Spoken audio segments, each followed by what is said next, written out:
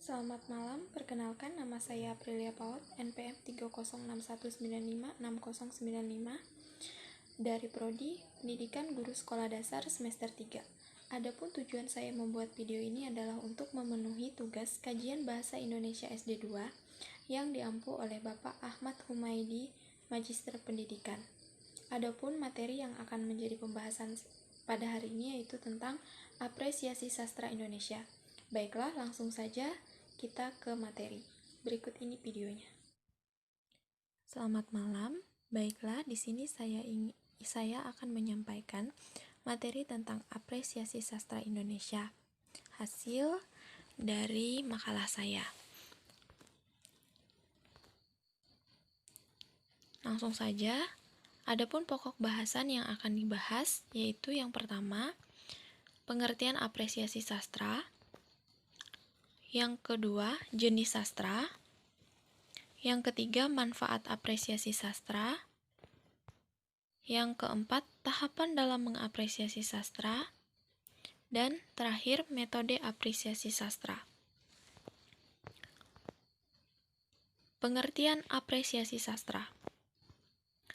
Istilah apresiasi berasal dari bahasa Inggris appreciation, yang berarti penghargaan, penilaian, pengertian. Bentuk itu berasal dari kata kerja to appreciate, yang berarti menghargai, menilai, mengerti dalam bahasa Indonesia mengapresiasi. Apresiasi adalah kegiatan mengakrabi karya sastra secara sungguh-sungguh. Di dalam proses mengakrabi tersebut terjadi proses pengenalan, pemahaman, penghayatan, penikmatan, dan setelah itu penerapan. Rustan Effendi dan kawan-kawan, tahun 1998. Yang kedua, jenis sastra. Yang pertama, itu ada sastra imajinatif. Sastra imajinatif adalah karya sastra yang lebih menonjolkan bahasa konotatif dan memenuhi syarat-syarat estetik seni. B. Sastra non-imajinatif. Karya sastra non-imajinatif adalah karya sastra yang lebih banyak unsur faktualnya daripada hayalinya. Cenderung menggunakan bahasa denotatif. Dilihat dari bentuknya, sastra non-imajinatif terdiri dari puisi, prosa, dan drama. 3. Manfaat apresiasi sastra. Yang pertama itu ada untuk melatih keterampilan berbahasa, yaitu seperti mendengarkan, berbicara, membaca, dan menulis. Itu adalah salah satu manfaat dari apresiasi sastra. Kemudian yang kedua, menambah pengetahuan tentang pengalaman hidup manusia. Nah, ini seperti tentang adat istiadat, agama, dan kebudayaan. Kemudian yang ketiga, membantu mengembangkan pribadi, membantu membentuk watak, dan memberi kenyamanan. Nah, selain itu, manfaat dari apresiasi sastra juga diantaranya itu sebagai nilai personal. Apa yang dimaksud dengan sebagai nilai personal? Karena dari mengapresiasi sastra itu bisa memberikan kesenangan kepada seseorang, mengembangkan imajinasi seseorang, serta memberikan pengalaman yang dapat dihayati, mengembangkan pandangan ke arah persoalan manusia, serta menyajikan pengalaman yang bersifat emosional. Dan sebagai nilai pendidikan. Mengapa dikatakan sebagai nilai pendidikan? Karena dengan kita mengapresiasi sastra, kita membantu perkembangan bahasa. Juga kita membantu meningkatkan kelancaran, kemahiran membaca, meningkatkan keterampilan menulis, serta mengembangkan kepekaan terhadap sastra. 4. Tahapan dalam mengapresiasi sastra. Yang pertama, itu ada tahap mengenal dan menikmati. Pada tahap ini, kita berhadapan dengan suatu karya, Kemudian, kita mengambil suatu tindakan berupa membaca, melihat, atau menonton dan mendengarkan suatu karya sastra. Nah, ini yang disebut dengan tahap mengenal dan menikmati. Kemudian, menghargai. Tahap menghargai. Pada tahap ini, kita mulai merasakan manfaat atau nilai dari karya sastra yang telah kita nikmati. Manfaatnya di sini itu berkaitan dengan kegunaan karya tersebut.